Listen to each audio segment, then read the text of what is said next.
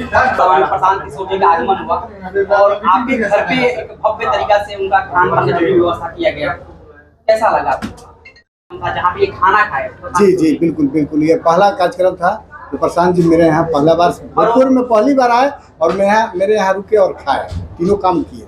आज ये 3 सभाएं हुई, कितना कैसा लग रहा है कि क्या बाकी पार्टियों से ये अलग काम कर पाएंगे? बिल्कुल बिल्कुल, इनकी अलग अलग पायदान पर चल ही रही है। इस पार्टी की सोच सब पार्टियों से अलग सोच है। ये शिक्षा पे बात करने वाली पार्टी है, पलायन रोकने पर बात करने वाली पार्टी है। आरा के पार्टी के कार्यकर्ता हैं, विधायक प्रतिनिधि, वो बोलते हैं कि लोगों को बंदूक रखनी चाहिए ताकि मर्डर करने में आसानी हो, और एक आप लोग कलम कॉपी की बात करते हैं, तो दोनों में किसको सार्थक माना जाए? दोनों में सार्थक बंदूक वाली जो बात करती है तो पहले तो उनको सरकार चालान करे, उनको जेल में डाले। हमारी जो पार्टी है ये कलम की बात करती है, रोजगार की बात करती है, पलायन रोकने की बात करती है, तो ये करेगी। जब सरकार बनेगी तो जरूर होगा। तो युवा की बात करते हैं, आज तेजस्वी यादव जी भी पटना में छात्र युवा संसद का कार्यक्रम का आयोजन किए। हमें लगता है कि सारे युवा उस तरफ गए थे और प्रशांत किशोर जी की तरफ थे, लेकिन उन सब के बावजूद भी प्रशांत किशोर जी की सभा में भीड़ अत्यधिक मात्रा में थी। आपको क्या लग रहा है कि ये विधानसभा चुनाव प्रभावित कर पाएगी?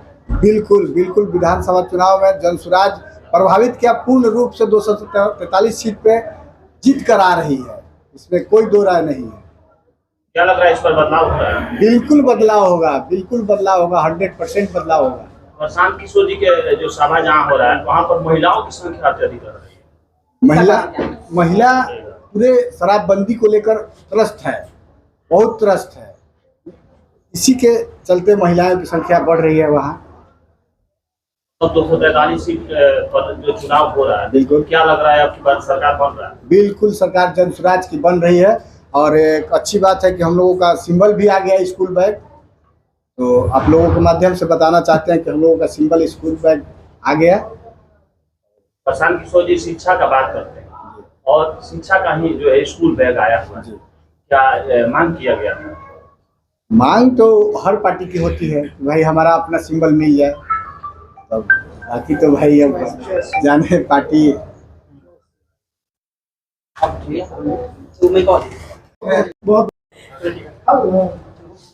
आज पढ़ारा विधानसभा में 3 प्रशांत किशोर जी का 3 कार्यक्रम था। उस कार्यक्रम की सफलता किसे देखी? आज जो है एक अपने आप में इतिहास बन गया है कि एक विधानसभा में 3 सभा होना और कुछ ही दूरी के फासले पर 3 विधानसभा और तीनों विधानसभा का सफलता का श्रेय जो है आम जो कार्यकर्ता हैं, जो धरातल पर काम कर रहे हैं, उसे हम देते हैं। लेकिन विशेष रूप से जो महामाई धाम में जो कार्यक्रम हुआ, इस कार्यक्रम का श्रेय हम धनजीत सिंह जी को देते हैं, जो कि यह प्रायोजित भीड़ नहीं थी।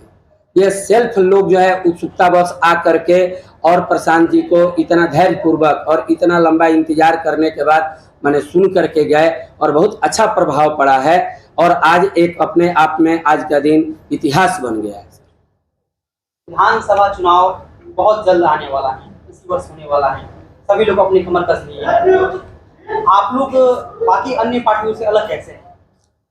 बाकी सारी पार्टियां अपना जो है कुछ मुद्दे को लेकर के आती हैं और कुछ वादे को पूरा भी करती हैं, लेकिन आम जन की जो समस्या है, जो पलायन की समस्या है, जो कि बेरोजगारी है, और बिहार से बाहर हमारे भाई बंधु जाते हैं, वो जो है दीपावली और दशहरा मनाने के लिए, होली मनाने के लिए वो स्वतंत्र नहीं है, बल्कि किसी कंपनी के मैनेजर को या किसी कंपनी में आवेदन देना पड़ता है कि सर मुझे होली मनानी है, मुझे दीपावली मनानी है। ये हमारी माने दुर्दशा है कि हमारे भाई बंधु जो काम करते हैं, जिनसे घर चलता है, वो अपने परिवार के साथ होली और दीपावली मनाने के लिए भी स्वतंत्र नहीं है। और ये 30-35 वर्षों से ये जो सरकार रही है, ये जो कि तीनों दल का कोई अपना जनाधार नहीं है, ये अल्पमत की सरकार रही है। और जनता भी कंफ्यूज रहती है कि हम बीजेपी को देते हैं तो कब वह वोट जो है नीतीश जी के साथ जो है आरजेडी में चला जाएगा। आरजेडी के लोग भी कंफ्यूज रहते हैं कि हम आरजेडी को वोट दे रहे हैं लेकिन कहीं बीजेपी के साथ नीतीश जी सरकार बना लेंगे।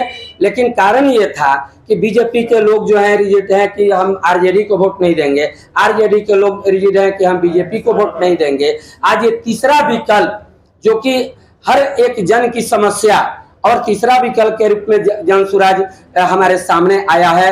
और प्रशांत जी कोई परिचय का मुताज नहीं और उनका सफलता के लिए कोई अपने लिए वो नहीं आए हैं, बल्कि हमारे बिहार बदलाव के लिए, ये भ्रष्ट व्यवस्था को बदलने के लिए आए हैं। तो ये जो है ये जनता अब की बार कमर कस चुकी है, क्योंकि पहले विकल्प नहीं था और विकल्प मिलने के बाद जो है ये सेल्फ जो है मोटिवेटेड ये भीड़ आई है, ये कोई प्रायोजिक भीड़ नहीं है। इससे हम कह सकते हैं कि हम केवल बहुमत की बात आप न करें, क्योंकि लोगों के पास अब मुद्दा भी नहीं है। अब हमारे ही मुद्दा को, प्रशांत जी के ही मुद्दा को अब आज जो है ये 25-30 साल बाद तेजस्वी बोल रहे हैं कि सरकारी आंकड़ा बोलता है कि सबसे ज्यादा बेरोजगारी जो है वो बिहार में है। उनका वीडियो फुटेज निकाल करके आप देख लीजिए। अब जो है सम्राट चौधरी बोलते हैं कि सरकारी आंकड़ा निकाल लीजिए, यहाँ बेरोजगारी है, हम भी रोजगार देंगे। अरे भाई, वो लोग जो है 30-35 वर्षों से क्या कहते थे? ये कुछ परिवार के लोग, ये सम्राट चौधरी हैं, इनके पिताजी बोलते थे कि नीतीश जो है चोर और चोट्टा है, उनके पिताजी बोलते थे। आज वही सम्राट जो है नीतीश के साथ सरकार में है। तो आज उनके ये बोलना चाहिए कि हमारे बाप जो थे अनर्गल बोलने वाले थे, वो गलत व्यक्ति थे और गलत। क्या इस बार नीतीश जी को बदल के रहिएगा आप लोग? एकदम सीधे लोगों को जो मैंने कि आप लोग जो है आशातीत सफलता जो है जन सुराज को मिलने जा रहा है। और आज की सफलता का जो श्रेय है हम धनजीत सिंह जी को देते हैं कि आम जनता आकर के वहां पर अपना दमखम दिखाइए, सेल्फ मोटिवेटेड होकर के आज जो है इतिहास रचा गया। आज बड़ारा विधानसभा में 3 दिन कार्यक्रम हुआ, सारे कार्यक्रम सफल रहे। प्रशांत जी विशेष रूप से देखा जाए तो युवाओं की, महिलाओं की शिक्षा की बात की, सभी लोग शिक्षा की बात करते हैं, तो फिर प्रशांत जी अलग कैसे? देखिए, प्रशांत जी जब ये लेकर एक मुहिम चले, जिस तरह से यहाँ से बिहार से मजदूर का पलायन हो, क्योंकि जो भी बुरा अंग्रेज का यहाँ पर धारा हमारे शिष्य है, ये लोग केवल बस यही सोच रहे हैं कि फैक्ट्री नहीं, पहले हम मजदूर यहाँ पर 100 वर्षों तक पैदा करेंगे, तब न जाने कितने वर्षों बाद ये लोग यहाँ पर फैक्ट्री बैठाने को खाली मजदूर पैदा कर रहे हैं। इस तरह से इस त्रासदी में जो भी महिला है, चाहे पिता है, चाहे माताएं हैं, वो पूरी तरह से उब चुकी है। जहाँ देखा जा रहा है ठगा जा रहा है।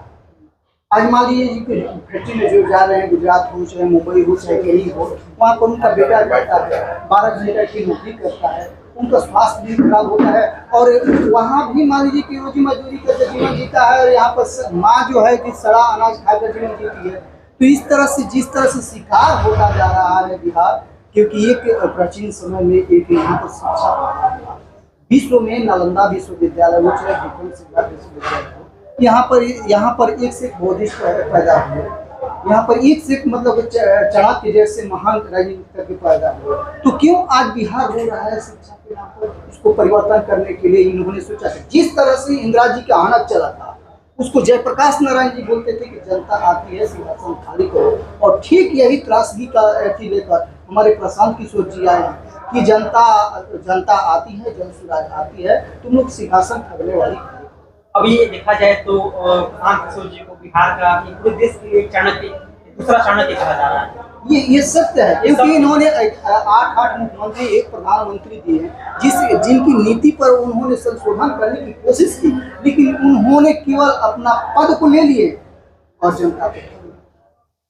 आने वाले विधानसभा चुनाव में जन सुराज किस तरीके से रणनीति क्या है? देखिए, जन स्वराज का एक बहुत अच्छा है कि सबसे पहले हम शिक्षा पर यति करेंगे, क्योंकि अम्बेडकर साहब कहते थे कि शिक्षा वो शेरनी के दूध है कि जो पी लेता है वही धारता है। जब शिक्षा यहाँ पर अच्छा हो जाए, क्योंकि आज देखा जा रहा है कि लड़का इंटर में चला गया, उसको बता लेकिन क्या तो फर्स्ट डिवीजन, ये बताइए उत्क्रमिक विद्यालय तो कौन विद्यालय केवल विद्यालय की संख्या बढ़ा रहे हैं, लेकिन शिक्षा का लेवल जैसे IAS IPS यहाँ पर डॉक्टर पैदा होना चाहिए।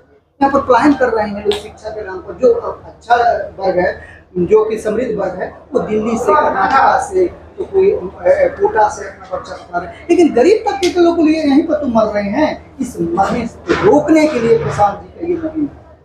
प्रशांत जी कह रहे हैं कि जो गरीब बच्चे हैं उनको प्राइवेट स्कूल में पढ़ाया जाएगा और सरकार उसका फीस भरेगी, क्या संभव है? ये संभव है, क्योंकि जिस तरह से मान लीजिए कि जो आज पहले 400 में जीवन यापन होता है, देखिए मूलभूत आवश्यकता आज 5 हो गई है।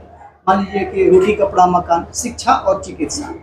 तो जिस तरह से शिक्षा मान लीजिए कि 3 तो आम जिंदगी जीने के लिए है, लेकिन 2 इतना नेसेसरी है कि शिक्षा और चिकित्सा, जिसको आप आज आधुनिक युग में, मॉडर्न युग में आप टॉपअप नहीं करते हैं तो निश्चित रूप से ये राज्य नहीं, पूरे यहाँ की जनता भी दब जाएगी और मर जाएगी।